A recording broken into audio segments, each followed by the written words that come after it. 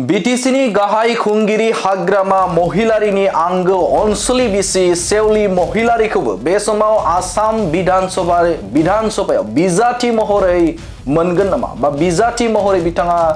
गसंगोन नामा बे मोनसे गिदिर सोंलु। दा बे समाव सेवली महिलारिखौ फैगौ जे सानजा कक्राझार विधानसभायाव नुनो मोनगोन नामा बिजाथि महरै बे मोनसे रायजो राजाफोरनि गिदिर सोंलु आरो बे समाव नुनो मोनदों गुबुन गुबुन जायगाफोराव थांनानै रायजो राजाफोरजों फोनांजाबनाय बे हाबाफारि एबा मेल मिटिं खालामबाय थानायखौ नुनो मोनदों आरो बे समावनो कक्राझार जिल्लानि सिङाव थानाय 10 नं देबोरगाव बियाबनि सिङाव थानाय मावरियागाव VCDCनि रायजो राजाफोरा सेवली महिलारिखौ सानजा कक्राझार विधानसभानि बिजाथि महरै बे समाव दाबि खालामदों एबा बे समाव बिटिसिनि गाहाय खुंगिरि हाग्रामा महिलारि आरो BPF राजखान्थि हान्जानि आफादगिरि बिथां हाग्रामा महिलारिखौ खौरां बिजोंनि गेजेरजों फोरमायथिदों जे बे समाव सेवली महिलारिखौबो जे सानजा कक्राझारनि बिजाथि महरै होनांगौ होननानै दाबि खालामनायखौ नुनो मोनदों। बे समाव मोनसे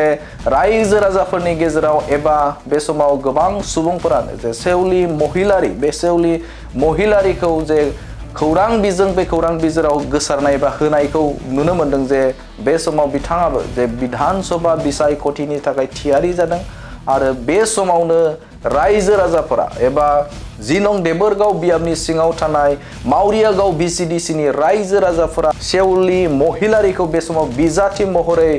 हास्थायनानै खौरां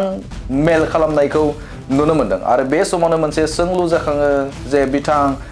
मोनसे समनि बारग' मन्त्रि प्रमिला रानी ब्रह्मखौबो बे समाव BPF राजखान्थि हान्जानिफ्राय बिजाथि महरै बिथाङाबो बिजाथि लुबैनायखौ नुनो मोनदों। नाथाय सम फैयोब्लासो मिन्थिगोन जे बे समाव सानजा कक्राझारनि थाखाय सोर बिजाथिखौ हाग्रामा महिलारि एबा बिटिसिनि गाहाय खुंगिरि आरो BPF राजखान्थि हान्जानि गाहाय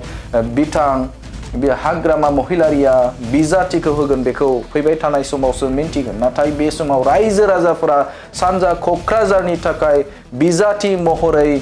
बिथां सेवली महिलारिखौ हास्थायदों एबा बे समाव खौरां मेलनि गेजेरजों दाबि खालामनायखौ नुनो मोनदों। जोंनि जानाखि देबोरगाव बा बे 3 नं कक्राझार SD कन्स्टिटुवेन्सिनि रायजो राजाफोरनि जानाखि लुबैनाय जोंनो यां नांगौ दैदेनगिरिखौ मानो होननानै बुङोबा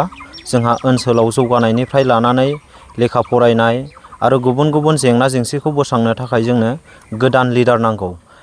न' डाउट मानगोनां चिफ सार जानाखि हाग्रामा महिलारि बिथाङा समग्र BTC ओनसोलनिनो सिबलाय बिथाङा जोंनि समस्थिखौ नायजोबनो हाया बे नंगौ। दा बेखायनो जोंनो जानाखि MLA बे MLAखौ जोंनो मोजांखौ नांगौ। दा बे बेलायावहाय जोङो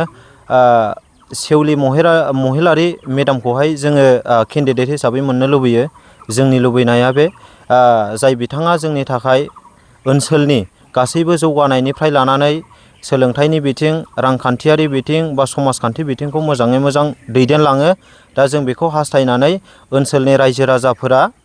सेवली महिलारि बिथांखौ आपकामिं MLA इलेक्सनावहाय बिजाथि महरै मोननो लुबैदों।